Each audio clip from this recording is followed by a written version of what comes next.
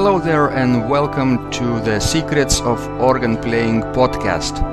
I'm your host, Vidas Pinkevicius.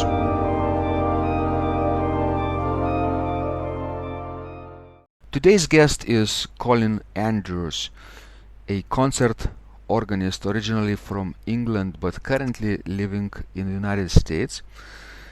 And he is mostly known for his extensive recital career. He's been giving around 40 recitals a year on all continents around the globe and teaching for more than 40 years. Until recently, he's been the adjunct professor of music at Indiana University Bloomington. But now he is currently on the lookout of a new position. It's a transfer basically period for him. And he completed a 7 CD series of complete Messiaen organ works. That's a very fascinating project for him. And currently he is the director of music at First Presbyterian Church in Columbus, Indiana. And when he travels the world with his recitals, he also is in high demand as the teacher of master classes all over the world on various aspects of organ repertoire. So in this conversation, Colin shares his advice and tips for organists about his practice. Basically, he reveals his practice and preparation for recitals and concert tours method. Basically, you will find out how he practices, how he memorizes, how he even manages to keep his technique on a very high level while even traveling the world. So that's very fascinating conversation, and I hope you will listen to the end of it, because at the end of the conversation, Colin shares 3 most important things that an organist should do if he or she hopes to achieve professional international organ recitalist level. So let's go to the show now. Thank you so much, Colin, for doing this interview. I'm very excited to know all about your concert tours and your preparation, especially preparation and organ practice that you are getting ready for your concert tours all over the world. Thank you so much. Oh, it's a pleasure to talk to you, Vidas. Wonderful. I remember meeting you live in Vilnius some 4 years ago, I believe, right? When you played a magnificent recital in our St. John's Church at Vilnius University with delightful versatile program, and you played this tremendously advanced mechanical organ very, very easily, I would say, and the listeners were so delighted. So I have a feeling that you are so tremendously experienced concert organist and playing all over the world every year. Am I right? Yes, you are. Well, first of all, thank you for those very kind words. I had a wonderful time in Vilnius. It was great to be back. The last time I played in Vilnius was in the old Soviet Union in 1987. But I had a wonderful time, and that instrument at St. John's is very inspiring. But yes, I do travel constantly around the world each year. Last year was maybe, I think, 40 engagements. Wow, 40 engagements around the world. So almost like one engagement or recital every week, right? Or every 2 weeks, or 3 recitals in 2 weeks, or somewhere around that, right? Very busy schedule. It is a very busy schedule. Sometimes the recitals were compressed into shorter periods. In certain countries, the schedule is very, very tight. It's travel, play almost every day for about 10 days. So some of those engagements were compressed into a very short time. But coming back to what you were saying about experience, in those sort of concerttoir situations where you have a very short time to get used to an organ, yes, you gain a lot of experience very, very quickly, and it helps tremendously in becoming accustomed to strange instruments. I find that I can adjust now very, very quickly, partly because of this kind of experience. Yes, and of course we can compare this organ playing with the experience of driving a car. So the more cars you know, right, the better and the easier the process will become for you. The easier you will get along with the new car. Am I right? You're absolutely right. Yes, there are so many variants in driving a car, and whether the gear shift is on the left or the right, or what make of car, how difficult the gear shift is, or whether it's automatic. Yes, every organ, as you know from your vast experience, every organ is completely different, and you have to almost strike a relationship and become friends with this instrument and get used to its strange personality quirks in a very short time.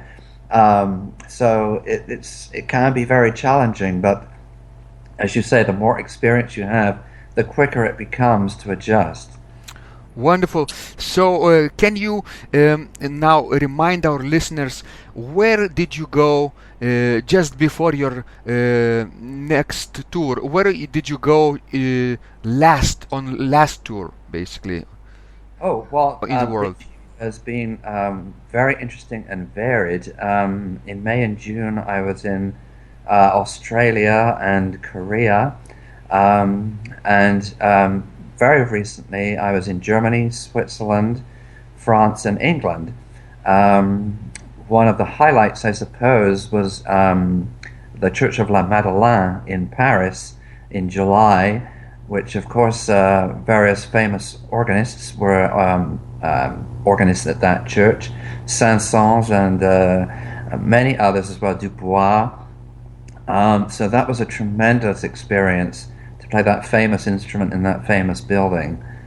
Yes, I remember being in that La Madeleine church myself, and I only had a chance to play the choir organ downstairs, but still the room itself and the legendary cultural heritage that it carries with the space and the organ, it's amazing, isn't it, to know that Fauré was there and Saint-Saëns was there, and people even today they are very, very tremendously fascinating and advanced organ activities going on today in this church too.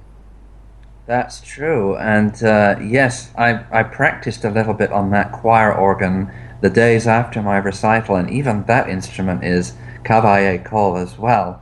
And it's tucked behind the high altar and those magnificent Oh sculptures. yeah. It's just a breathtaking place to work in. Yes. So, Colin, now, of course, our listeners from all over the world are wondering where are you going to go next with your recital tours? Can you tell us? Yes, I have a tour coming up very shortly in about a week's time. I will be going to Russia and to Italy. Specifically in Russia, I will be going to Moscow and to St. Petersburg. And then, maybe surprisingly for some listeners, I'm going to Siberia.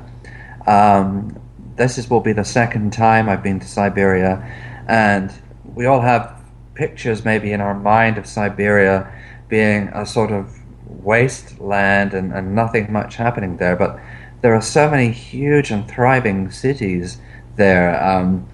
Some cities I went to last year were 1 million plus people, and they have a very strong artistic life there, thriving culture, and they have organ recitals and very fine instruments. Most of the instruments I played were from Germany, and each and every concert was full of people, and very, very enthusiastic audiences in Russia always. The audiences in Russia are like nowhere else in the world, I think. Um, people are very well informed about music. It's part of their blood, their upbringing, their culture. And so when they go to a concert, it's almost like they want to be given a vitamin, to be fed by the music. And for me, I feel this when I walk out to play. It's not like in America where people are maybe a little jaded, and they just want to be impressed.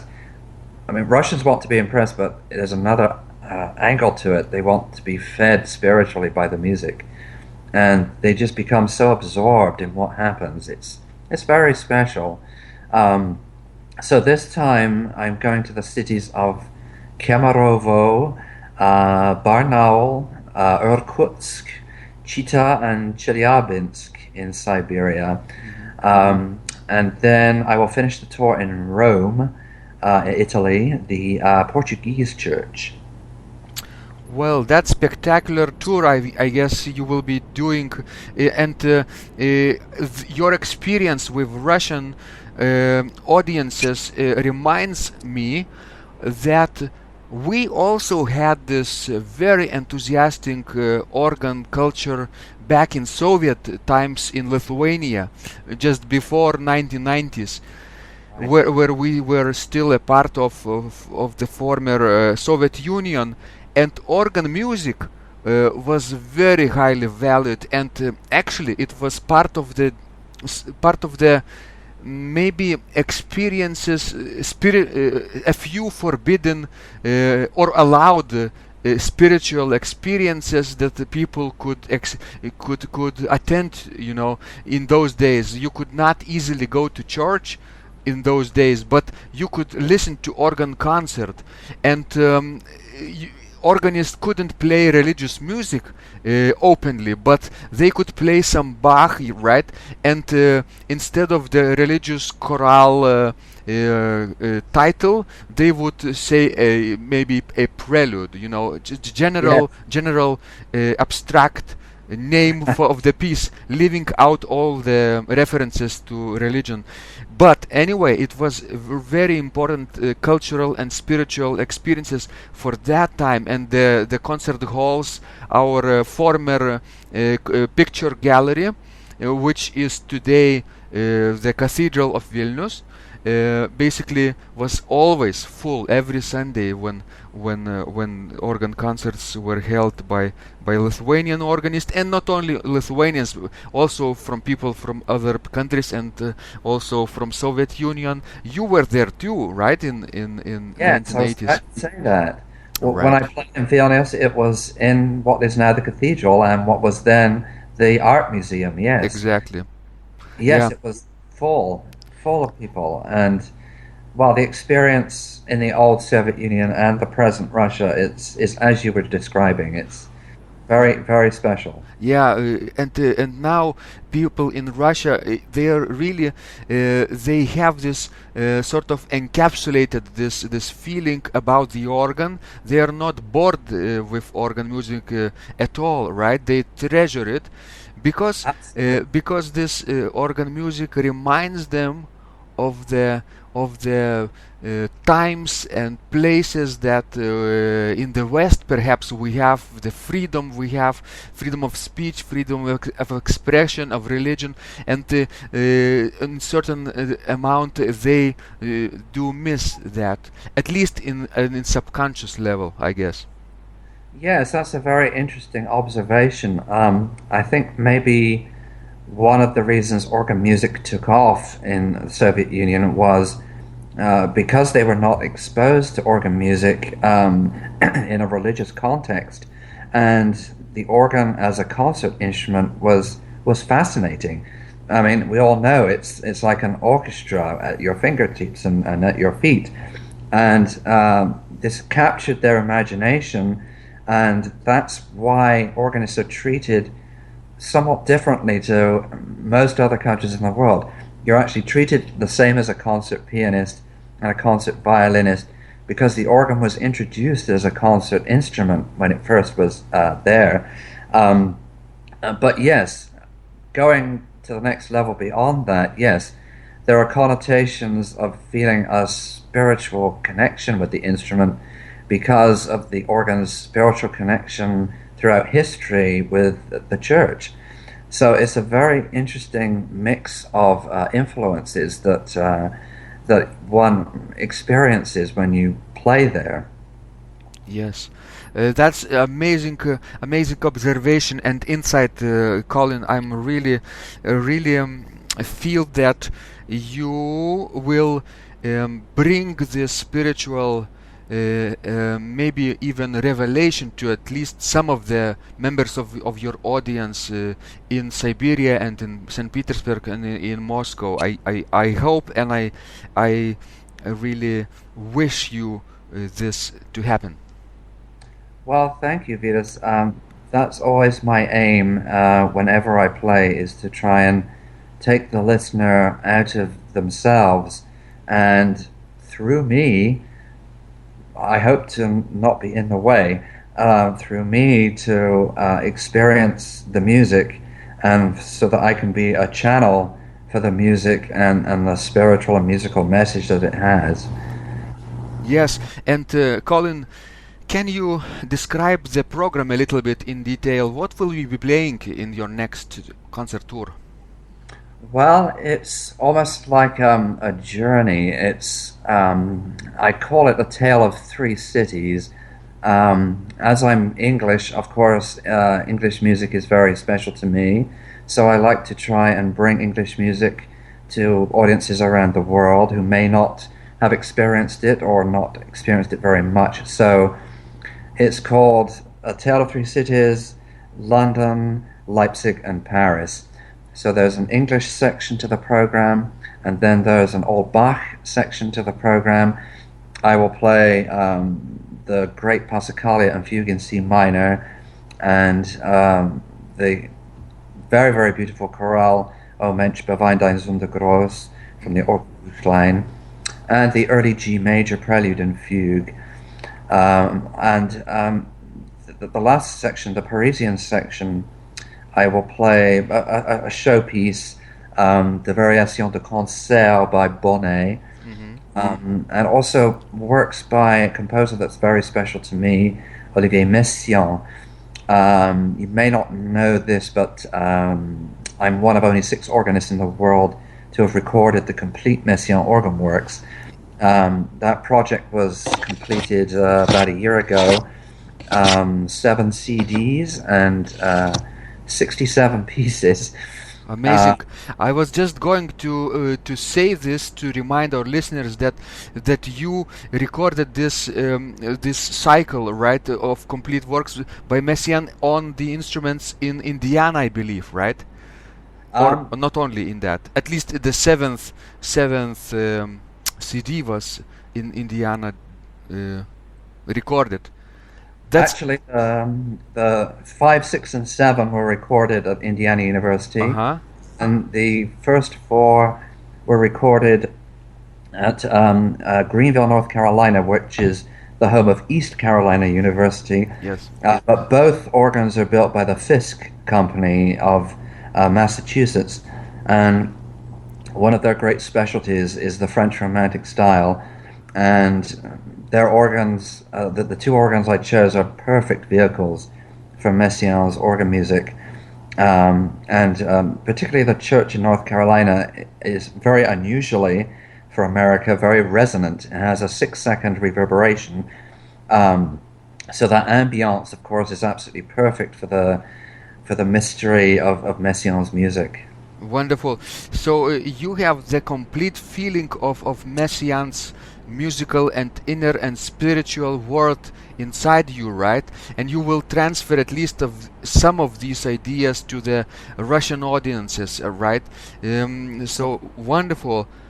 It must be a very special experience to practice and prepare the works of Messiaen for this tour, isn't it? Oh, absolutely. Yes, indeed. And can you tell me, or even share with our listeners, some of the practice procedures that you are using while preparing for this tour? Yes. Well, Each day before I practice properly, I always warm up with scales. Sometimes, well, I think first of all that any good organist will have had a very fine piano background, piano training. I was very, very fortunate with the piano teacher that I had. She was just amazing, and the older I get, the more I give thanks for her every day, because she gave me a very, very healthy technique, and musicianship too. But in the process of finding that teacher, I could easily have gone to someone else. My father didn't really know that there were two ladies on the two opposite sides of the same street. And my friend at the time was going to the lady on the right side, but my father chose the lady on the left side, and he made the very best decision he could possibly have made, which he didn't really know at the time. But yes, my piano teacher gave me the most fantastic grounding musically and technically. So yes, I quite frequently, especially learning a new piece, practice the manual parts maybe on the organ first, especially something very difficult like some of the pieces of Messiaen. I think it's very important to have weight behind the fingers. It's almost like working out or exercising with weights. There's something that solidifies the muscles better when you have the weight of a piano action, and there's something about the weight of a piano action that makes the notes and shapes imprint on your inner computer much more solidly than if you're on maybe a flimsy electric action. So I always start learning a new piece, especially difficult pieces, on the piano, a piano with a decent weighted action. So as I say, it really imprints the notes on your, well, more importantly, in your central nervous system. If you read books about piano technique and about the great pianists, it becomes apparent that it's the fact that their central nervous system and their communication between their hands and their central nervous system was so acute that this actually contributed, or actually is the source of technique. It's not actually physical strength as such in the fingers, but the communication with the central nervous system and how well you program the central nervous system. So this is something I teach in my organ pedagogy class also. So for those very important reasons, I learn a new piece from the piano, and then before every practice session every day, I do scales for about 5 to 10 minutes, either on the piano or on the organ, if I don't have access to a piano. So again, it just it wakes the brain up, and it wakes the central nervous system up, and gives you a sense of weight behind every finger, energy behind every finger. So that's basically how I start my practice sessions. Fascinating.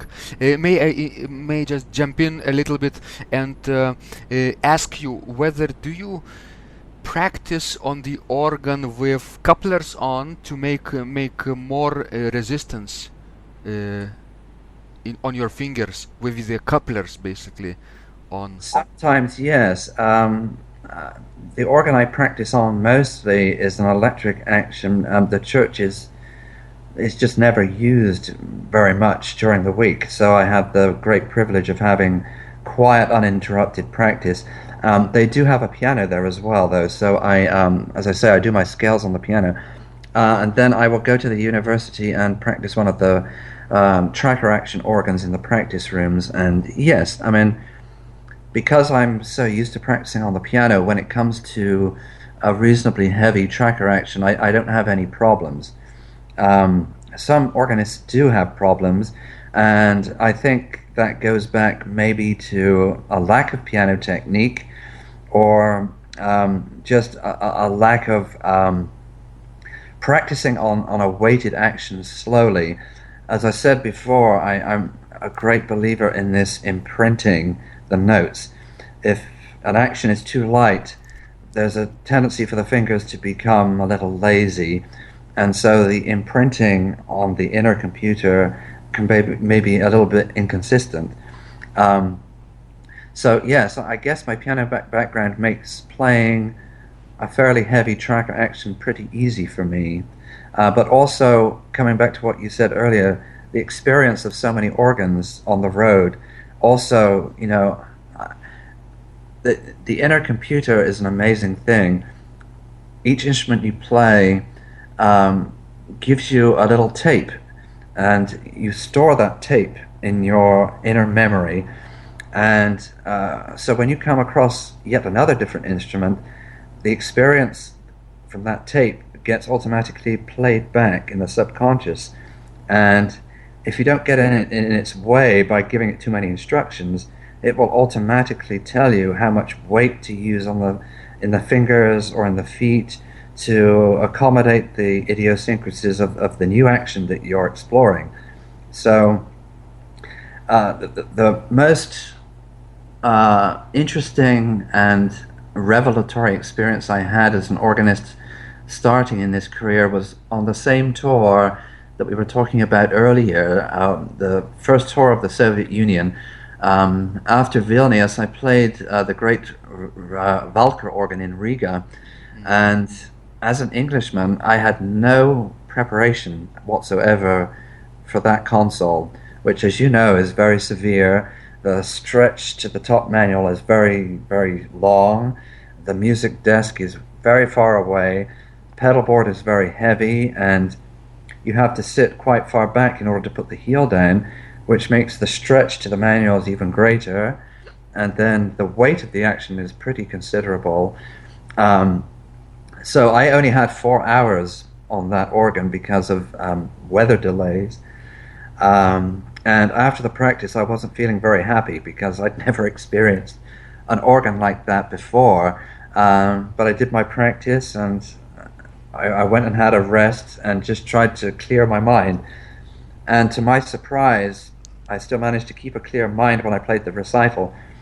I discovered that my inner computer had made all the adjustments necessary, and I played as well as I could have hoped to play, simply because I didn't get in my way and worry about it, and just let my inner computer do the work. That's amazing insight, Colin.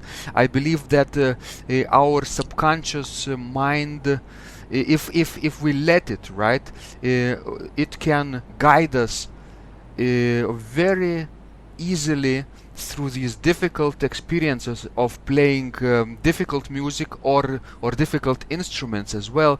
But we have to sort of forget that we are in a stressful situation, right? We have to let it go, basically. You're absolutely right, and that's obviously, easier said than done. Right. But again, that revelatory experience, changed me that day, and I started to worry less and trust more. And that's a very interesting psychological side of performing, which I also discuss in my pedagogy class. If you're completely free of any judgments and you just trust your experience and your musicianship, I mean, this is assuming a fairly high degree of technical control and ability to play. But as you say, if you don't get in your own way and you allow, well, one book describes it this way: we have this person who wants to sabotage everything, and they call it self-one. But then there's the person inside that knows what to do, the subconscious, the inner computer, and that's self-two. So if you allow self-two to take over, then you can get in touch with your maximum potential and all of your musicianship, because the communication is completely without any interruption. Mm-hmm. So what you are describing, probably, Colin, is this experience of being in the present. in the Right. now, here and now, right? And there are various terms for that, right? Mindfulness is one, and being in the moment is another. I think the flow is another term for that. The zone that athletes use this term, the zone. But basically, it gives us the ability to fully experience the present moment, and we can achieve this probably with various tools and techniques. But one of the most common is, of course, the breath. If we Right. if we sort of become conscious with our breathing at least process, right? Even while playing, I've Right. noticed, for example, when you played in Vilnius, how conscious you were with your breathing, right? Not too many people breathe consciously while playing, but you were sort of very pronounced about that. I could even hear you breathing. So, am I on the right track describing your experience? Absolutely. All of the things you've said are absolutely true. Yes, and I'm not aware of the breathing aspect when I'm playing. I'm just so in contact with the music. It's like I'm playing back the CD in my inner consciousness is playing back the CD of the music, and I'm just trying to stay out of my own way and allow what needs to be expressed come through. Hmm. That's amazing, Colin. And when you go on tours, do you memorize music? Do you perform in without the scores, or you have different approaches? Um, I think when you know a piece well enough to play it in public, you probably already know it by memory to some degree. Um, so yes, I do know my pieces by memory, but I prefer to have the score up there. Um, During the performance, I will refer to it sometimes. Otherwise, I will look around the room if I can, or in the near locale. I try to take myself out of the mundaneness of the printed score and try and get beyond the score. So, but I always find it useful to have it there as a reminder. Um, so yes, particularly difficult passages, that I think it's important to memorize them, to analyze the patterns in both hands and in the feet, and to be able to observe how those patterns connect visually as well as orally. Um, so I would say my attention goes back and forth from the score. Hmm. What about the music theory skills you have? Extensive theoretical training. Does it help in practice and in performance too? Oh yes, absolutely. Well, if I mean, my students have to memorize at least part of each recital, so the analytical skills are a part of memorization, of course. Um, Everybody finds what we call muscular memory very easily, just the sheer pattern of the notes. But you need to have other memory skills to go with that if you're going to memorize. Analytical skills, harmonic progressions, um, certain points in the music where you have a cadence or a certain chord sequence leading out of a cadence. All those things are important for memorization, as is visualization of the score. Um, and this whole process of pretending that you're playing back the score in your mind, listening to it as you play it, all those four skills, I think, make for a very solid foundation for memorizing. And so I guess subconsciously I do that when I'm learning a piece. But as I say, I prefer to have the score there for reference. True, true. Of course, there is no requirement for organists to play without the score Right. unless we want it, right? It looks sort of very brave for the audience, especially if we manage to pull the stops ourselves and do everything by ourselves. So no assistant, no page turner, no registrant. It looks like a not a small feat to do this. But I guess it's not really required to memorize and perform from memory. But in practice, it's very good to know the piece inside out, right? To have memorized and analyzed it even Absolutely. before that, so that you could be free, secure, and relaxed and focused at the same time during the performance. Don't you think? I absolutely agree with you. And I think also, thinking of Messiaen, once you play as much Messiaen as I have, you get to know the composer's language, you get to know his chord shapes. Um, for someone first learning Messiaen and looking at some of the more difficult pieces, it can be a little daunting to look at this, sea of black on the score and these handfuls of chords. Um, but once you get to understand his modes of limited transposition, the scales which he uses to form his music and the harmonies, there are very recognizable patterns that emerge, even in the later works where he has these chords of resonance or chords that are added to the chords that are founded from the modes. You just get to know his way of thinking, and I can look at a Messiaen chord now, and I just know what shape my hand needs to form to play that chord. Yes, and of course you can do that by really analyzing these 7 modes that you're talking about, right?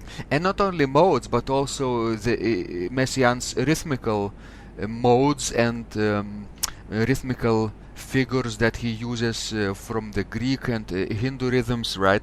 Um, Right. these things really help in understanding and appreciating the score on a much deeper level.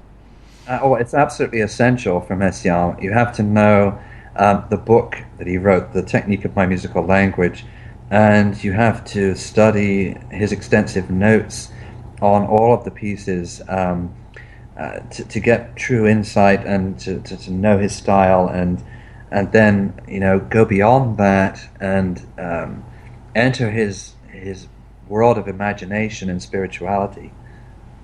Wonderful. So, I'm conscious of your time now, Colin. But before we part,